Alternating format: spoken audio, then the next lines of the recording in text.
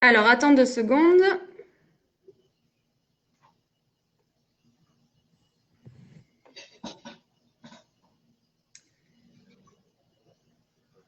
Et c'est Après, parti. peut-être. Ouais. Allez, go.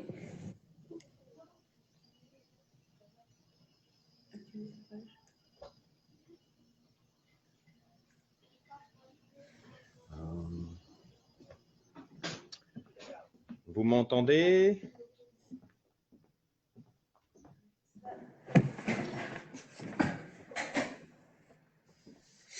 Alors, attends 2 secondes.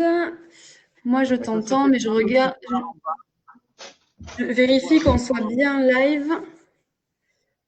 Ok, c'est bon, on est bien live. Tu peux y aller. Donc voilà, bonjour, je me présente, Sébastien. Je vis ici en Équateur, plus précisément à Mindo depuis maintenant 7 ans. J'aimerais remercier Blandine et toute son équipe pour m'avoir permis de vous faire partager un petit moment ici en Équateur, sous le soleil, sous les tropiques, comme on dit. Donc voilà, je ne sais pas s'il y a du monde avec moi ou pas. Euh, je vous entends On pas, a je vous 12 vois. personnes pour l'instant. D'accord. Voilà. Hum, que vous dire? Je vais vous parler principalement voilà, de l'Équateur. Donc ici précisément à Mindo, on est à 1250 mètres d'altitude, alors que la capitale se retrouve à 2800 mètres d'altitude. Donc on est à peu près à 2 heures principalement on va dire, de la capitale. On se retrouve entre ce qu'on appelle la Sierra et l'Oriente, donc la côte, on va dire. La partie orientée, c'est l'Amazonie. La Sierra, c'est la partie centrale et la partie côte qui se retrouve sur, comment on dit, l'ouest du pays. Donc, dans pas mal de, quand je vous parlerai, vous ferez, faudra pas prendre attention. J'ai souvent tendance à mélanger mes mots, car ça fait maintenant 7 ans que je vis ici en Équateur et le switch fait que la plupart de mes mots sortent souvent en espagnol. Donc des fois, je bug assez facilement entre le français et l'espagnol. Donc voilà, j'espère que le petit moment qu'on va passer ensemble sera sympa pour tout le monde. Moi, j'aime bien le concept de Floqueo, faire un échange comme ça. Donc voilà, précisément, qu'est-ce que c'est Non, pas qu'est-ce que c'est. Quels sont les points sympathiques de l'Équateur, puisqu'on est là pour parler de l'Équateur. Donc, principalement, c'est sa qualité de vie. C'est vrai qu'ici, on est dans comment dire, un pays qui est très ouvert, très petit. Donc, c'est vrai que vous avez des configurations, on va dire, tropicales, des configurations désertiques, des configurations de haute montagne. On a aussi la côte pacifique. Donc, c'est vrai qu'on est sur un pays, je ne sais même pas, peut-être la moitié de la France ou l'équivalent de la France, peut-être plus petit que la France. Donc c'est vrai qu'en très très peu de temps, on peut se permettre de voir énormément de configurations, tant au niveau des paysages qu'au niveau des climats, et puis de cultures différentes. Donc c'est vrai que tous, vous avez dû voir ce qu'est l'Amazonie, où on a les fameux indigènes, que l'on voit que très rarement maintenant, du fait est que vous savez que la conjoncture sanitaire est compliquée, donc c'est vrai qu'ils sont assez retirés en ce moment, ils circulent très très peu. Maintenant, voilà, l'un des gros avantages que moi je vois ici en Équateur, c'est qu'en très très peu de temps, on peut se retrouver sur la côte. On va dire que Mindo, par rapport à la côte, c'est 4 heures et vous êtes sur le Pacifique avec les fameux palmiers et les cocotiers. Et puis de Mindo, si vous remontez plus haut vers Quito, on va dire l'altiplano, c'est-à-dire la cordillère des Andes, on va se retrouver dans des configurations à 2800 mètres d'altitude pour démarrer, sachant que Quito est la deuxième capitale la plus haute du monde, après La Paz en Bolivie. Et puis vous pouvez très facilement, 2 heures après, vous retrouver entre 4 et 5000 mètres d'altitude. Et donc voilà, ça donne des configurations relativement sympathiques en très très très peu de temps. Depuis maintenant, on va dire 2 mois à peu près, même un petit peu plus, 3 mois, on a pris la décision avec Sylvie de découvrir réellement l'Équateur. Parce que c'est vrai que le jour où on est arrivé ici, il y a à peu près 6 ans, j'ai construit moi-même mon hôtel, puisque je suis dans la branche en tant qu'architecte bioclimatique et dans la protection du milieu ambiant, on va dire. Donc, à la suite de ça, on a travaillé très, très dur durant, je dirais, 1 an pour faire la construction de l'hôtel. Et après, ça a démarré sur les chapeaux de roue, parce que le concept de notre hôtel ici est un petit peu, on va dire, différent de ce qui se faisait à l'époque. Maintenant, il y a beaucoup plus d'initiatives dans ce domaine-là, de travailler ce qu'on appelle la qualité du service, la qualité, on va dire, au niveau alimentaire. C'est vrai que de plus en plus, la partie biologique prend de l'importance. C'est vrai que quand nous, on est arrivés il y a 7 ans, il n'y avait pas du tout d'initiative dans ce sens-là. Et on voit chaque année le pays changer énormément. C'est vrai que c'est une population qui se met très très vite à la page, qui prend beaucoup beaucoup d'initiatives pour justement rattraper un petit peu le retard qu'il peut y avoir sur certains concepts, et principalement la partie, on va dire, alimentaire. Donc c'est vrai que la dynamique entre le moment où nous on est arrivés et aujourd'hui est complètement différente. C'est vrai qu'on était un petit peu lésés en tant que Français de ne pas retrouver certains produits ou certaines qualités de produits. Et maintenant, avec les années, le retard se comble petit à petit et on voit que les efforts commencent à payer ici. Donc c'est vrai que maintenant, bah, c'est cool, je trouve des rillettes, du pâté et du bon vin. Donc ça, c'est assez sympa. Donc voilà, je ne sais pas si vous êtes avec moi, si on est nombreux, si vous avez des questions concernant l'Équateur, plus précisément sur un point précis. Voilà, je suis ouvert à toutes les questions du fait est que je vis ici depuis pas mal d'années. Donc j'entends personne. Du coup, Sébastien, c'est super. On a 17 personnes qui nous regardent et on avait du coup une question d'une personne qui demandait comment accéder à Mindo dû au fait que c'est pas mal en altitude en fait. Alors, accéder à Mindo, c'est pas très compliqué du fait est que, on va dire, Paris-Quito, donc c'est des vols directs qui ont été malheureusement, on va dire, arrêtés avec la compagnie Air France, du fait de la conjoncture que vous connaissez tous. Maintenant, quand vous arrivez à Quito, nous, en tant qu'hôteliers, on a tout un système mis en place pour récupérer nos clients directement à l'aéroport. Et comme ils ont fait une nouvelle route depuis 3 ans à peine, on se retrouve à 2 heures de Quito. Il y a une route principale qui est d'ailleurs magnifique. Vous passez par des vallons, c'est vraiment, vraiment très, très beau. Et en 2 heures, vous êtes à Mindo. De porte à porte, c'est 2 heures. Donc voilà, il y a tout un système de transport qui est mis en place. Alors que ce soit pour faire Quito-Mindo ou pour desservir tout l'Équateur.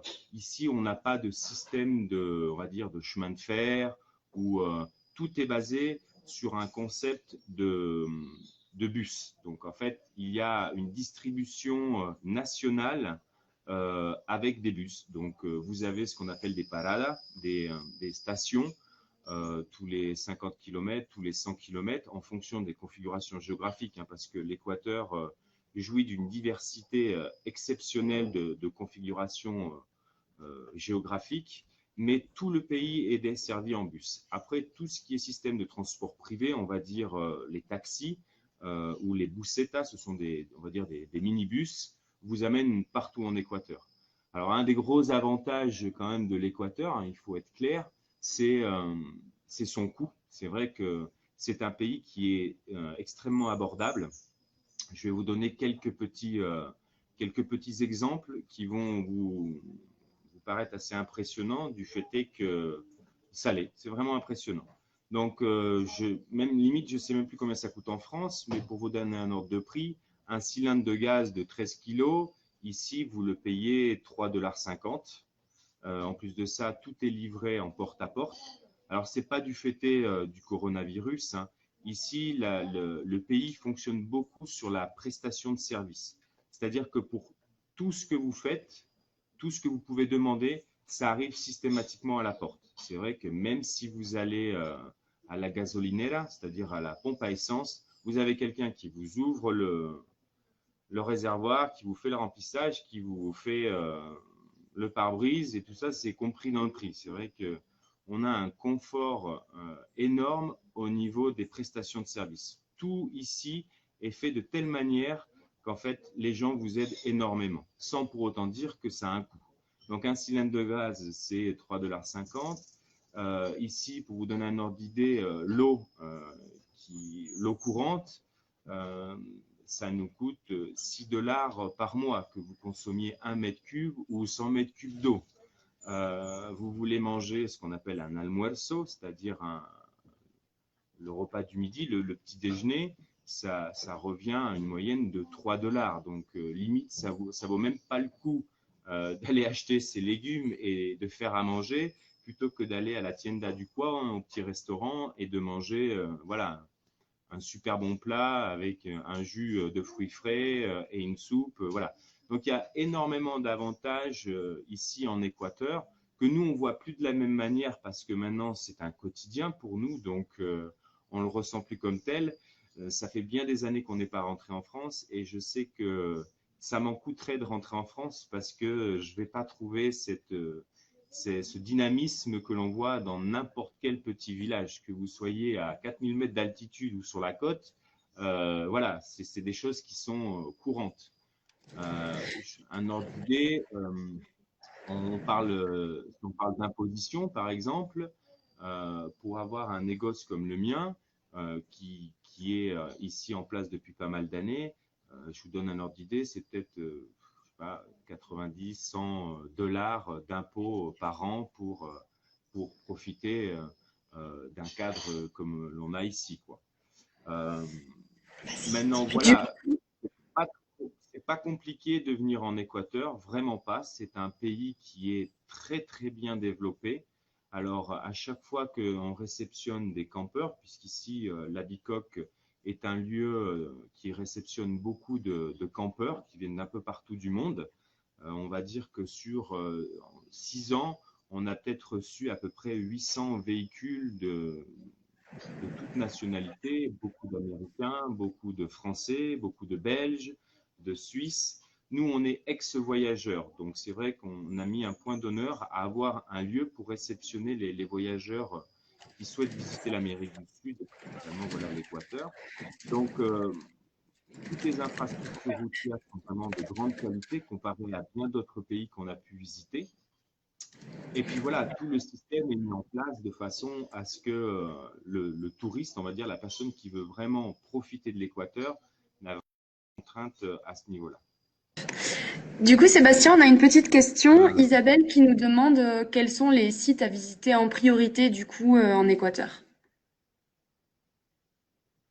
alors, les sites en priorité, je serai très vigilant sur le sujet, du fait est qu'en fait, si vous prenez effectivement un guide d'Équateur, vous allez avoir les génériques comme effectivement le centre historique de Quito, vous allez avoir le marché aux bestiaux d'Otavalo, vous allez avoir tout ce qui est la cordillère des Andes, où c'est vrai que ça dépend aussi, est-ce qu'il y a l'altitude peut coûter énormément physiquement à certaines personnes, donc vous avez des sites exceptionnels comme le Cayambe, comme le Chimborazo, le Cotopaxi, qui sont des montagnes de haute altitude. Après, vous avez la zone d'Ibarra, qui est plus au nord, qui va vous permettre de voir ce qu'on appelle le páramo, c'est-à-dire une végétation un peu comme de la steppe, un climat beaucoup plus rude, beaucoup plus froid, mais avec des gens beaucoup plus authentiques aussi. Vous avez la partie qui est le sud de l'Équateur où effectivement vous allez avoir Cuenca, Loja, qui sont des lieux, on va dire, beaucoup plus chauds, beaucoup plus, euh, comment dire, la culture est assez étalée. Donc ça dépend, est-ce que vous souhaitez voir de l'architecture, du paysage, de la gastronomie, des cultures plus authentiques ou ou tout simplement avoir un large spectre à ce niveau-là. Maintenant, l'Équateur, de mon point de vue, peut offrir beaucoup plus que ce que offrent les guides actuellement. Savoir que les guides sont là pour vous aiguiller, mais je pense que l'Équateur peut être vu encore d'une autre manière. Il y a à la fois le tourisme, on va dire, standard, donc les fameux Galapagos, où voilà, on va dire 90% des gens connaissent l'Équateur pour les Galapagos, alors qu'il y a bien d'autres choses à visiter, et c'est ce à quoi je me dédie maintenant depuis 3 mois via mon canal, et montrer l'Équateur avec un autre œil, car il y a vraiment des petits villages à découvrir, des choses qui sont beaucoup plus authentiques, beaucoup plus traditionnelles, et ça, c'est pas du tout encore mis en avant ici en Équateur. Le tourisme est développé, on va dire à peu près depuis une vingtaine d'années. Il y a 10 ans, l'Équateur n'était plus une simple ligne, mais était vraiment un pays. Donc c'est vrai que les gouvernements ici en Équateur ont vraiment fait un gros effort pour montrer que le pays pouvait offrir des choses magnifiques, mais ils ne sont pas encore limite découverts. C'est encore un pays qui demande à être exploré à fond pour le découvrir d'une manière totalement différente. Maintenant, voilà, il y a des gens qui aiment aussi l'aspect, on va dire, entre guillemets, aventure. Donc, c'est vrai que si vous allez en Amazonie, il faut savoir que l'Équateur a une grande partie de son pays qui est l'Amazonie. Donc, vous avez le Napo inférieur, le Napo supérieur. Donc, c'est étalé sur différentes choses. C'est-à-dire que vous pouvez, si vous démarrez par le Napo supérieur, on va dire c'est l'entrée, la porte d'entrée de l'Amazonie, ça vous offre un certain tourisme, mais qui se dégrade du fait qu'il est vraiment encore mal géré, alors qu'il y a un autre tourisme qui se développe, qui est un tourisme plus, on va dire, profond, qui démarre à peu près depuis 4 ou 5 ans, où il commence à développer un écotourisme, parce que, comme tout le monde le sait, le tourisme peut vraiment abîmer beaucoup de choses. Donc voilà, le gouvernement et des gens ont pris des initiatives pour justement changer un peu le concept du tourisme en Équateur, de façon à l'offrir d'une manière beaucoup plus respectueuse, autant pour les locaux que pour les gens qui viennent le visiter. Ok, merci Sébastien. Du coup, on a trois petites questions. Euh, Rien. Sonia qui nous, Ouais. Sonia qui nous demande comment as-tu appris l'espagnol et si tu avais des bases quand tu es arrivé en Équateur. Waouh. Alors, à la question de est-ce que je parlais l'espagnol? Pour faire simple, il y a des gens, je l'ai appris il y a assez longtemps, qui peuvent être autodidactes, on va dire. Donc moi, question école, j'ai pas été très loin. Je suis plutôt du style à m'immerger, que ce soit dans un métier ou dans quoi que ce soit, de façon à faire le chip assez rapidement. Donc moi, ça a pris 6 mois. Je ne parlais pas un mot d'espagnol quand je suis arrivé en Amérique du Sud, parce que pour la petite histoire, on a quand même voyagé 3 ans en famille pour venir au final s'installer ici à Mindo. Donc voilà, je ne parlais pas un pet d'espagnol. Et la meilleure option, si vous voulez apprendre une langue, alors que ce soit l'espagnol ou l'anglais ou le mandarin, à vous de voir, c'est quand même l'immersion. Donc durant ces 6 mois, j'ai vraiment eu beaucoup d'informations. Donc c'est vrai qu'une conversation de 2 heures avec des gens, à la fin, j'ai stop, là le cerveau il est plein, je peux plus. On se revoit demain de façon à digérer l'information. Alors, au bout de ces fameux 6 mois, effectivement, vous comprenez l'ensemble de ce qui est dit, mais le plus dur est d'arriver à switcher pour commencer à entamer une conversation. Donc, comme à chaque fois, le plus dur, c'est gérer les temps qui sont voilà, présent, futur, passé, c'est ça qui est le plus compliqué. Mais une fois que votre cerveau commence à, on va dire, à switcher et que vos rêves se font en espagnol, c'est fait. Le cerveau, c'est a fait 2 compartiments et gère l'espagnol et en l'occurrence le français. Donc je peux passer como ahora puedo hablar en español sin problema porque mi cerebro hace el switch de una et je peux revenir en français assez facilement. Donc ce fameux switch prend en moyenne, on va dire, 1 an. Donc, apprendre l'espagnol, c'est bien d'avoir des bases. C'est vrai que si vous voulez visiter l'Amérique du Sud, je vous le conseille fortement. Moi, ça a été un peu plus long et un peu plus fatigant pour ma femme et mes enfants parce que tous les jours, ils devaient m'écouter en train d'essayer de comprendre la langue. Mais voilà, c'est une langue qui est latine, l'espagnol, donc c'est pas quelque chose qui va vous coûter réellement. C'est vrai que la plupart on va dire, du vocabulaire espagnol est quasi similaire au français. Donc, c'est pas très compliqué. Après, prenez en compte qu'ici, les Équatoriens sont vraiment des gens exceptionnels parce qu'ils prennent le temps de vous expliquer. Ils sont pas en train de vous dire ouais, c'est bon, on comprend rien, merci, au revoir. Ils jouent vraiment le jeu parce que déjà, ils aiment rencontrer des nationalités différentes. C'est des gens extrêmement curieux et ils font vraiment cet effort de passer du temps avec vous et de vous faire pratiquer la langue. C'est vrai qu'ici, mi padre, mon père espagnol, c'est simplement mon voisin qui a pris le temps de me payer un café tous les jours, tous les 2 jours, et qui m'a appris l'espagnol comme ça. Bon, c'est un espagnol del campo, hein. C'est pas un espagnol, on va dire, de grande qualité, mais c'est quelque chose qui me permet de circuler partout en Équateur et de me faire comprendre sans souci. Après, en Équateur, il y a encore aussi, un petit peu comme en France ou dans bien des pays, la partie patois. Ici, on a ce qu'on appelle le quechua, donc sur les parties nord du pays, où effectivement, je n'ai pas accès au quechua. Bon, les gens parlent aussi l'espagnol, mais principalement le quechua. Plus ils sont près des grandes villes, plus c'est facile parce qu'il y a la mixité entre l'espagnol et le quechua. Mais si vous vous enfoncez dans l'Amazonie, c'est mort. Si vous ne parlez pas le quechua, c'est bon, ça s'arrête là, quoi. Donc voilà, pour répondre à la question, c'est pas compliqué et, et vous verrez que les gens ici sont ouverts à vous aider à ce sujet-là. Super.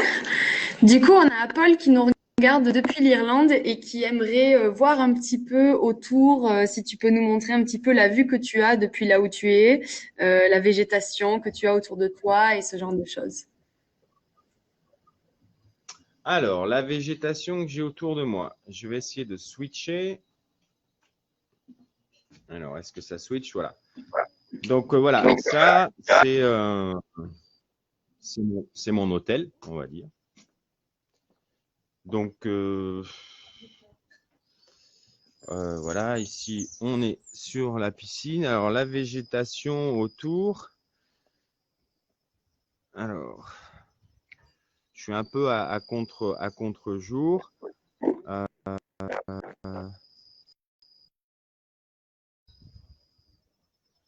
Alors, la végétation ici, c'est, comment dire? Je ne sais même pas si…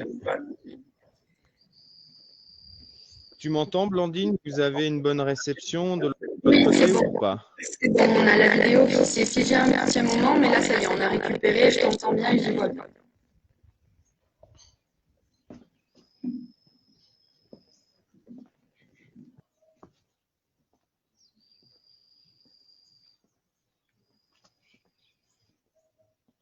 Non, je ne sais même pas si on m'entend, si on me voit. Est-ce que tu m'entends, Sam?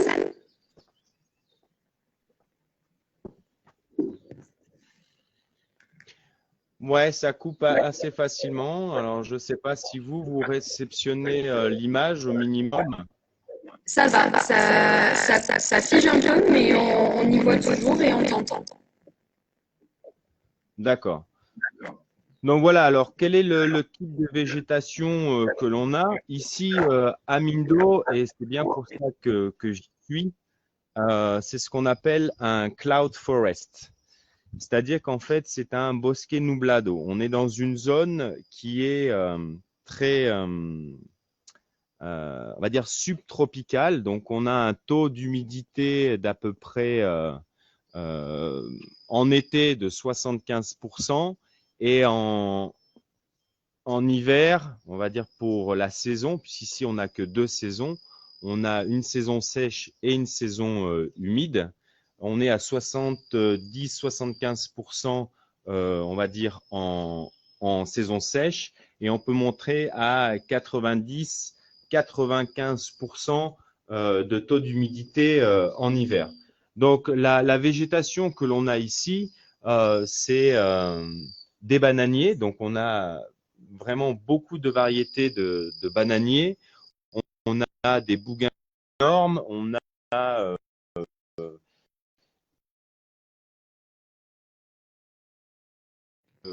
du coup j'ai du mal à le trouver en français, les fruits de la passion, les taxos, les ananas, voilà, tout ce qui est fruits tropicaux sont disponibles directement dans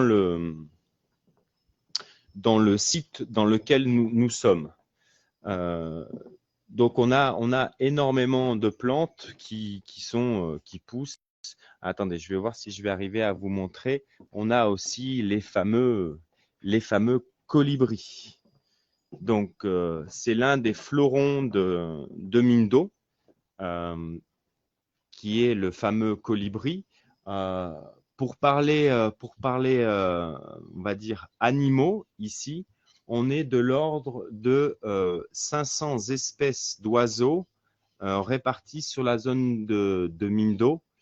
Donc, on est le troisième point de la biodiversité mondiale, ici, juste dans la vallée de Mindo.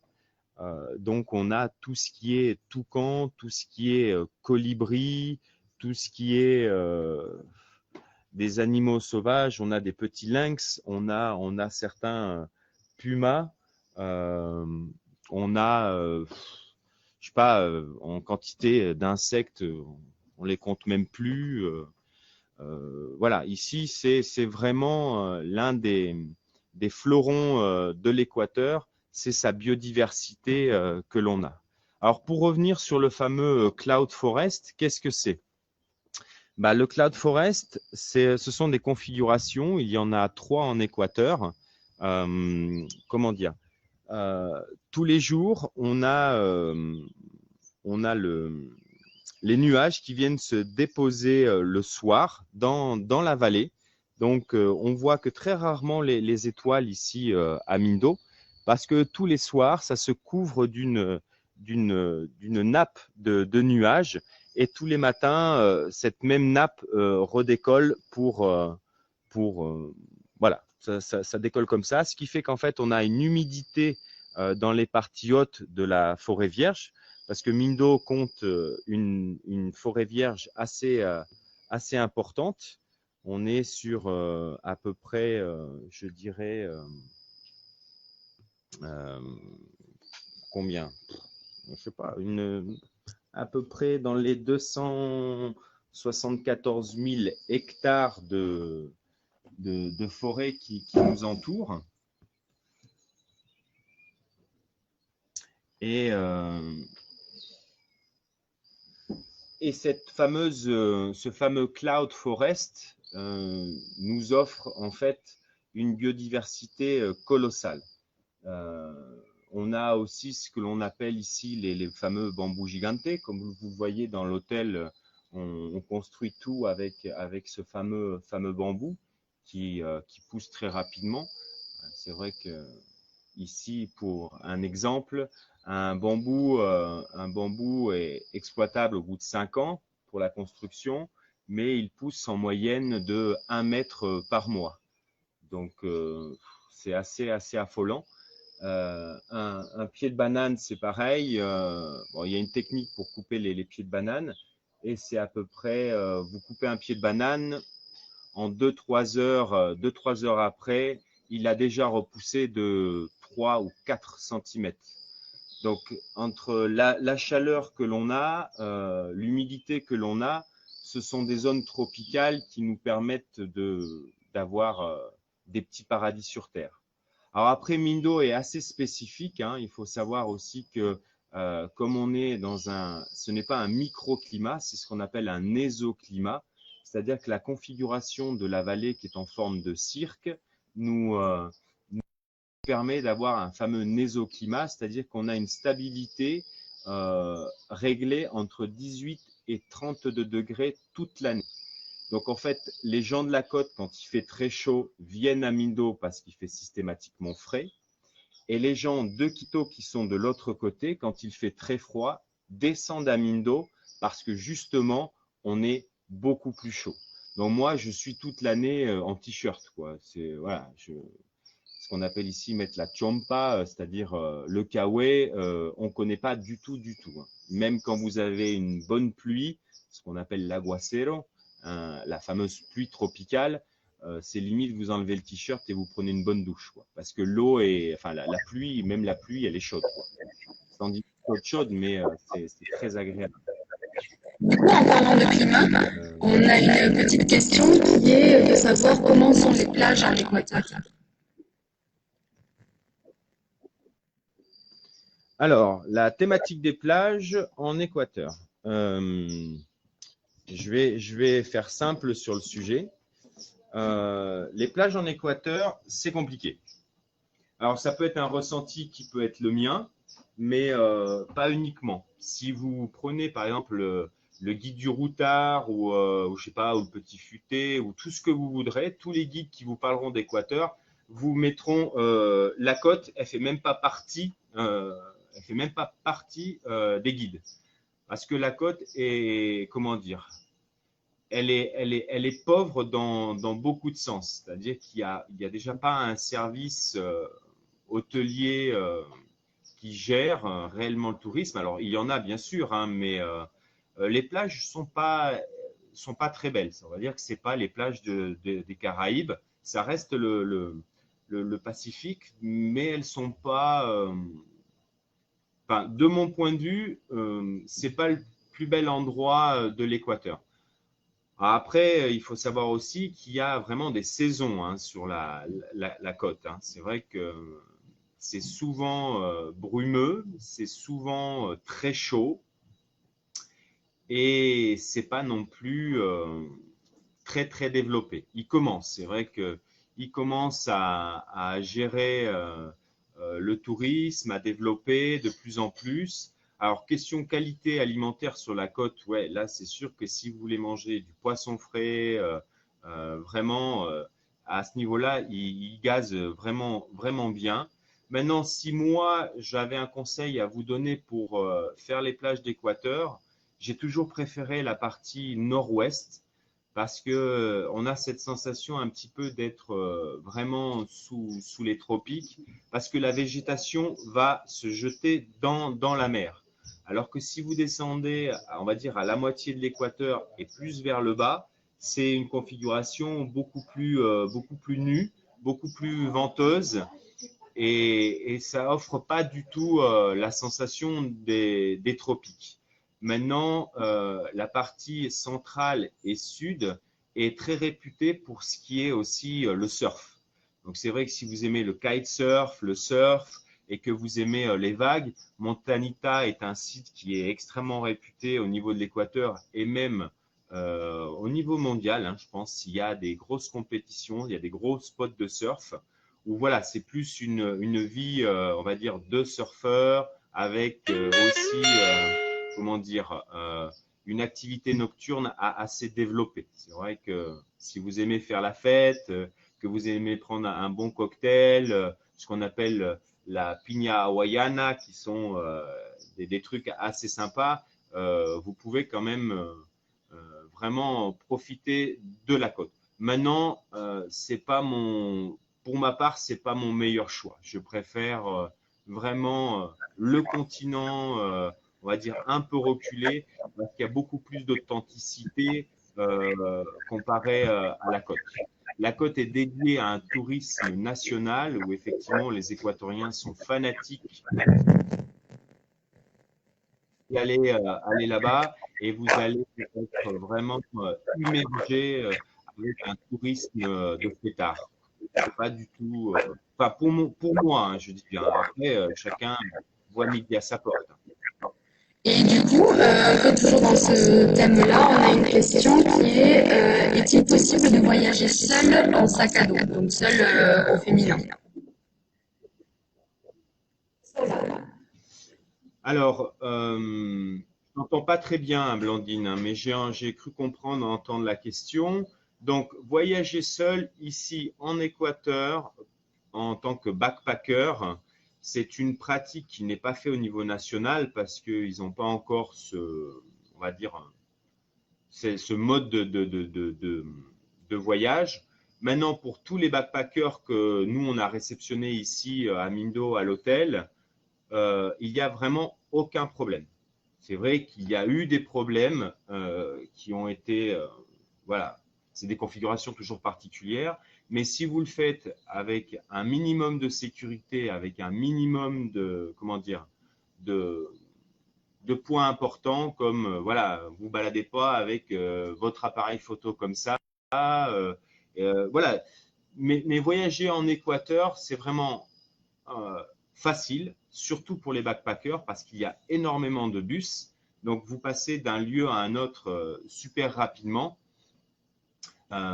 Les bus ici sont super sécurisés. C'est vrai que la politique du gouvernement concernant la rapidité des transports du nord au sud, de l'est à l'ouest est très bien gérée. La sécurité pour le transport est super bien gérée. Ils ont vraiment axé tout sur un transport super sécurisé. Donc, être backpacker et trouver des lieux pour vous loger, c'est super facile, c'est super abordable. C'est vrai que si vous êtes jeune et que vous voulez découvrir l'Équateur, mettez-vous un 7-8 dollars pour vous loger la nuit. Vous allez manger avec un petit-déj à 3 dollars, un repas du midi à 3 dollars et un repas du soir, vous allez mettre 10 dollars, hormis la boisson si vous voulez vous faire plaisir. Mais voyager en Équateur en tant que backpacker, c'est super sécure et c'est vraiment super abordable. Après, sachez que vous ne vous arrêtez pas où vous voulez. C'est vrai que vous allez d'un point A à un point B en bus et ça pourrait être un petit peu le truc qui pourrait être gênant. Enfin, pour ma part, je suis habitué à circuler avec mon véhicule et être indépendant. Maintenant, voilà. Question homme-femme. Homme ou femme en tant que backpacker, pas de souci. Franchement, vous allez voir, la population va systématiquement chercher à vous aider, à vous donner un bon conseil. Voilà, c'est pas une population, on va dire, je sais pas, ils sont super ouverts. Maintenant, c'est toujours pareil, hein, si vous allez à la capitale, à Paris ou je ne sais où, ou à Quito, vous avez toujours un risque qui est exponentiel. Sorti de ça, il n'y a pas de souci, quoi. Franchement, D'accord. Et du coup, c'est un pont de l'Équateur. pardon, on a Christophe qui nous demande s'il est possible de faire Quito-Guayaquil, pardon pour la prononciation, en bus et combien de temps ça prend à peu près. Alors, Quito Guayaquil, salut Christophe, c'est super simple. Si vous arrivez en Équateur, de toute façon, toute la logistique est mise en place. Donc, que vous vouliez faire Quito-Guayaquil qui va vous prendre, je veux dire, en voiture, ça va me prendre 6 heures. Maintenant, vous avez les bus qui vont s'arrêter de temps en temps pour prendre des passagers à la volée. Vous allez avoir quelqu'un qui va vendre de la pastèque ou ben voilà, c'est vraiment quelque chose d'assez folklorique et assez sympa ici en Équateur. Donc ça vous prend à peu près, j'irai dans les 8 heures. Maintenant, franchement, Christophe, la gestion du transport en Équateur, c'est super facile. Alors je ne dis pas que c'est facile au niveau anticipation, à prendre un ticket. Tu arrives à Quito, tu vas arriver à l'aéroport. De l'aéroport, tu vas à la première station qui s'appelle La Ophelia, au nord de Quito. Et de là, c'est une première station. On voit les correspondances et ça file tout seul. Donc, c'est vraiment pas un souci à ce niveau-là. Il y a aussi les fameux transports en taxi, qui sont des taxis privés. Donc, vous pouvez partir, par exemple, nous, on le fait assez fréquemment. Les gens viennent ici à l'hôtel et veulent découvrir Sangolquí ou le nord de l'Équateur, et vous avez un transport privé. Ça coûte effectivement beaucoup plus cher, mais ça vous permet de circuler partout en Équateur sans souci. D'accord, merci. Donc Euh, voilà. du coup, on a à nouveau une De rien. question. Est-ce que tu peux nous parler un petit peu plus de l'Amazonie? Combien de jours il faut prévoir? Alors, l'Amazonie. L'Amazonie, ça va dépendre de pas mal de facteurs. Le premier facteur pour l'Amazonie, c'est quand même le budget. Euh, L'Amazonie est, on va dire, non pas très très loin, on va dire, de la capitale. Il faut juste passer sur le flanc, on va dire, droit de l'équateur. Euh, les budgets pour l'Amazonie sont relativement élevés.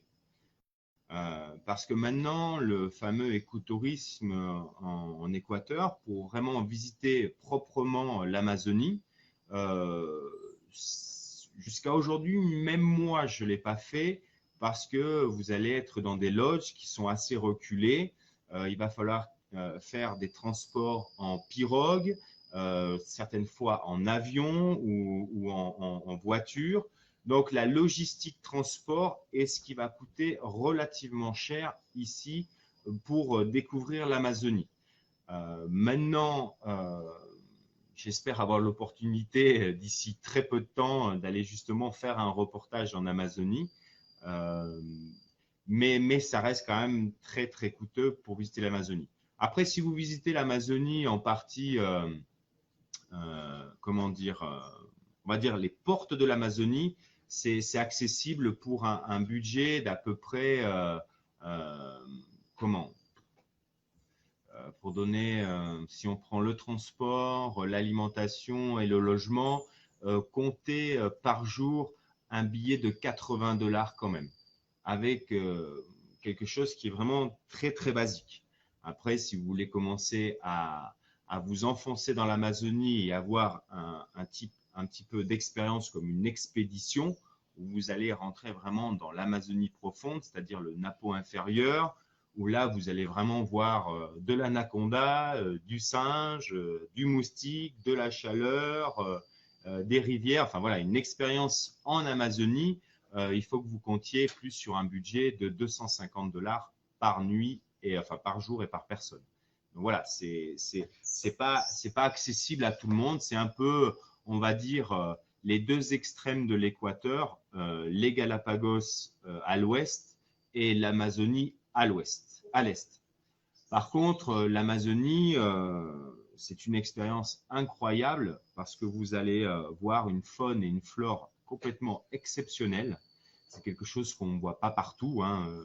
Vous pourrez voir des pumas et ils sont accessibles. On peut arriver à en voir un paquet. Bon, la gamme des singes, on ne les compte même plus tellement il y en a. Les papillons, enfin voilà. C'est vraiment une expérience à faire, mais compter sur un budget beaucoup plus élevé, comme les Galapagos qui sont. C'est accessible, mais il faut vraiment prévoir un budget spécifique pour l'Amazonie et les Galapagos. Du coup, on a François Après, qui dit, pardon, on a François qui dit super live et super conseil, et on a un autre commentaire qui dit qu'on entend super bien les oiseaux derrière toi et que si c'est pas trop compliqué avec la lumière et la connexion, si tu peux nous en montrer un ou deux, ce serait super.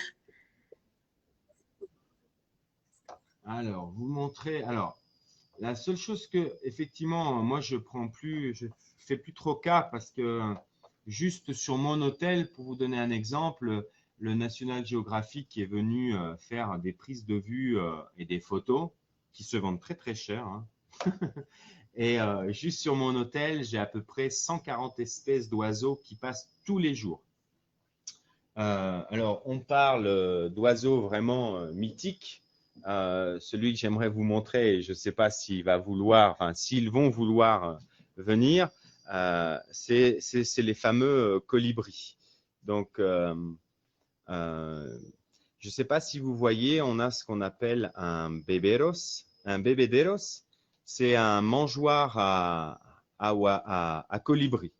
En fait, les colibris ici, c'est quelque chose qui est en permanence. Donc, maintenant, ils sont tellement rapides qu'il est difficile de les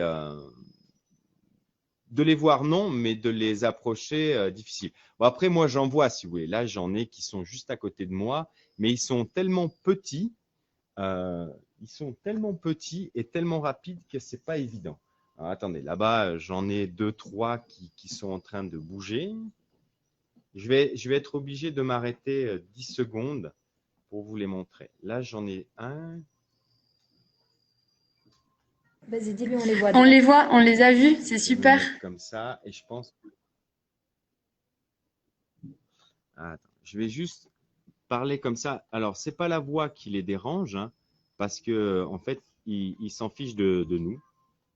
Euh, voilà, il y en a un qui arrive juste là. Donc voilà, il est en train de boire. Oui, on le voit.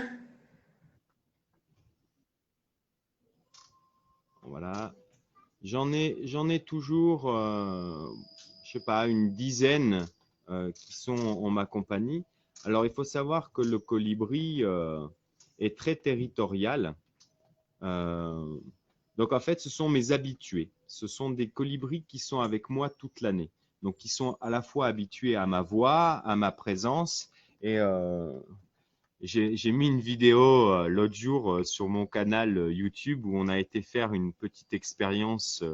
On a été visiter trois réserves juste à côté de Mindo, hein, parce qu'il faut savoir que Mindo offre beaucoup d'activités, mais autour de Mindo même, il y a des sites vraiment exceptionnels. Et on a été avec Beto, un guide que je connais bien, et on a été dans une réserve où on avait carrément les colibris qui se posaient sur l'appareil photo ou carrément dans ma main. Donc ils sont pas farouches parce qu'ils savent que de toute façon on peut pas les attraper. Euh, donc après, je sais pas, là ils sont en train de boire un petit peu plus loin. Alors ici, comme vous le savez tous, on a eu quand même pendant nous 4 mois, on a été complètement isolé, on va dire isolé on va dire de tout pendant 4 mois. Ouais. 4 mois isolés. Et durant ces fameux 4 mois, on va dire la nature a repris ses droits. Donc, c'était assez marrant parce que il n'y avait pas de mouvement humain, pas de voiture, pas de bruit du tout. Et on avait les couples des grands toucans à grand bec jaune qui étaient avec nous en permanence. On avait les Motmotrufus, qui sont des grands oiseaux magnifiques, qui venaient directement dans l'hôtel. Donc, c'était vraiment assez impressionnant. Savoir qu'on est vraiment en plein dans la jungle, quoi. C'est génial, on les a vus et dans les commentaires, on te remercie parce qu'on les a bien vus. Donc super. Ouais. Euh, Bah là, il y en on a a pas mal encore. On a peut-être une dernière question parce qu'on n'est pas loin de la fin du temps, où on te demande Et si tu as une idée d'un itinéraire à proposer ouest-est, à savoir du Pacifique à l'Amazonie. alors, ça va dépendre tout simplement du type de tourisme que vous voulez faire. J'ai j'ai depuis peu rencontré un personnage qui s'appelle Diego Baca, qui a une agence qui s'appelle EOS Ecuador et qui offre un tourisme justement éco-responsable. Et ils font de plus en plus, on va dire, du continent, non pas systématiquement le fameux Galapagos. Le fameux continent offre bien des opportunités. Maintenant, si vous voulez faire ouest-est, il y a principalement pour moi deux options.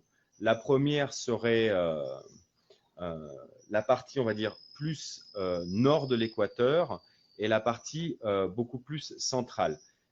C'est un tourisme qui va vous amener dans des configurations vallonnées. Moi, je dirais principalement du côté de Muisne, tout ça, une partie de l'Équateur qui est assez sympa parce que tout simplement, ce sont des anciens, enfin, comment dire, c'est une partie afro en fait. Donc, vous allez là-bas où tout le monde ce sont des gens, ce qu'on appelle des negritos, c'est-à-dire des gens noirs avec, voilà, c'est comme une partie de l'Équateur qui est un petit peu différente parce que ce sont, on va dire, les, euh, les anciens, on va dire, les anciens esclaves noirs qui se sont parachutés là-bas. Et il y a une énorme communauté afro. Donc, c'est assez sympa de démarrer par cette configuration-là avec des gens vraiment très ouverts, qui rigolent, qui chantent avec des habits vraiment typiques un petit peu d'Afrique. Donc, c'est assez sympa.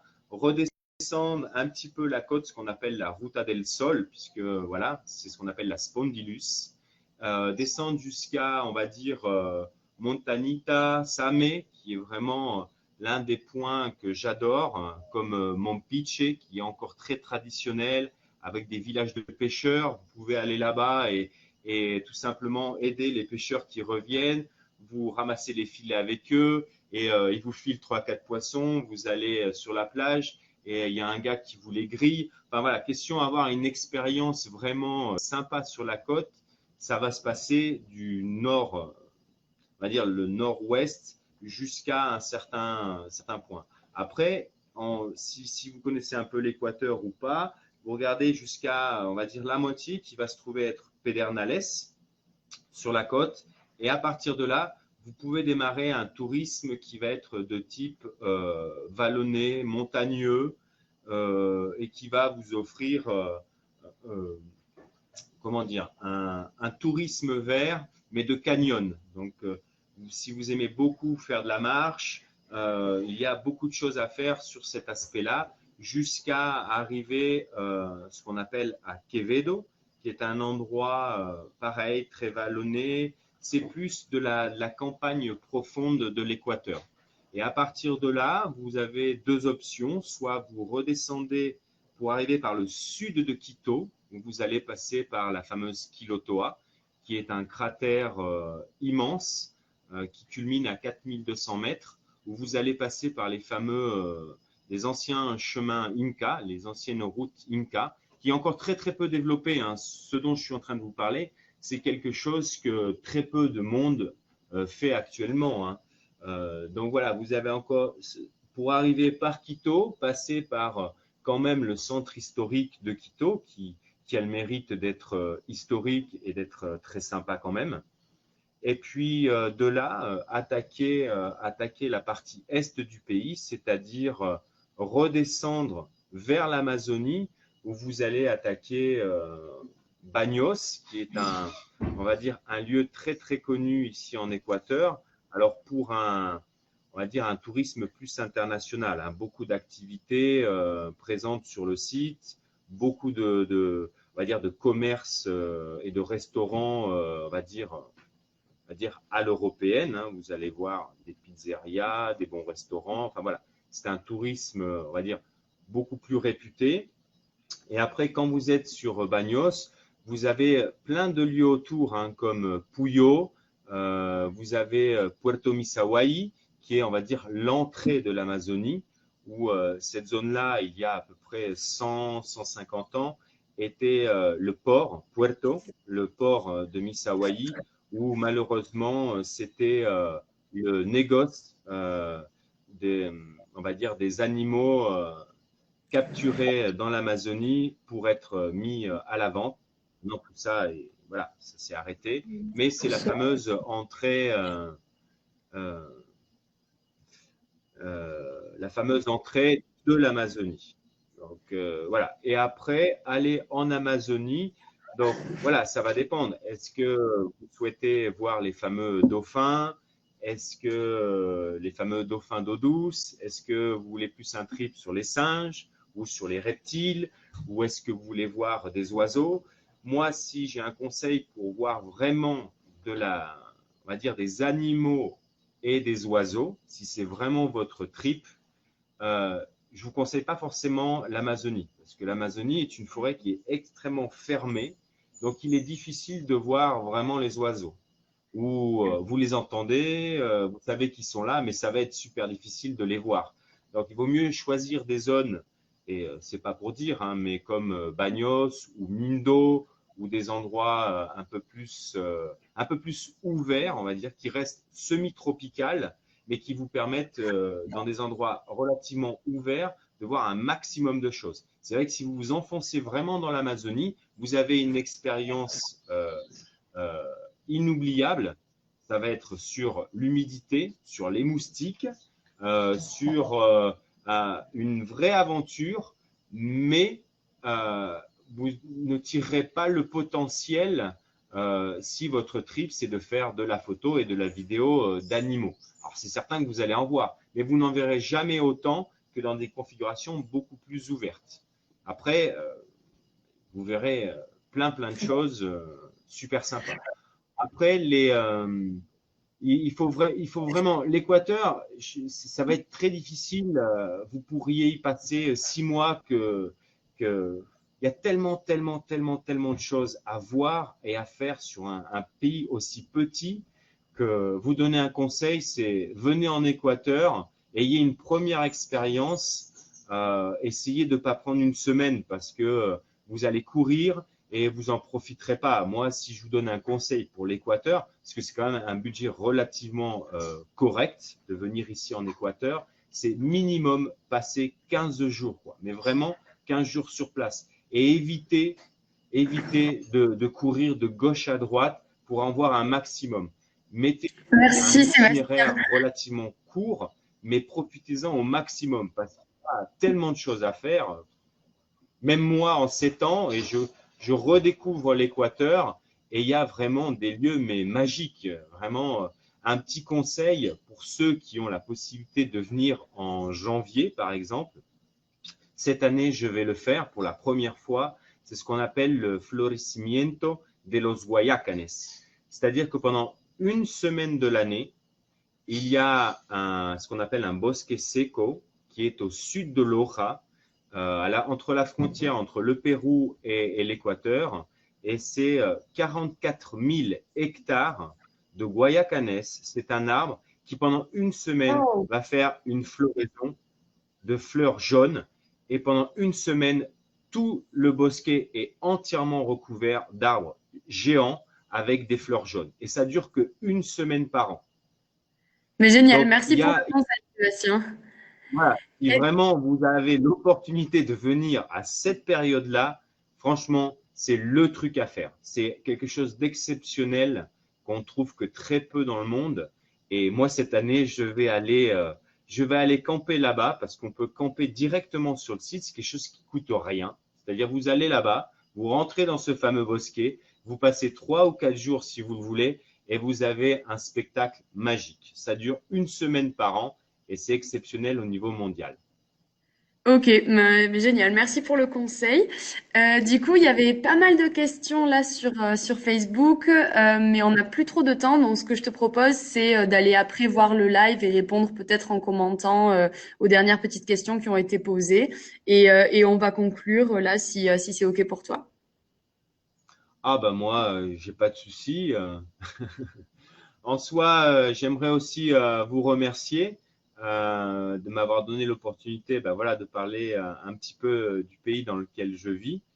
Et j'espère que vous avez tous apprécié cet échange. Pour ma part, ça a été le cas. Et encore merci à vous tous et je vous dis à bientôt. Mais merci à toi et tout le monde dans les commentaires te remercie également. C'était super. Ok, super. Profitez bien.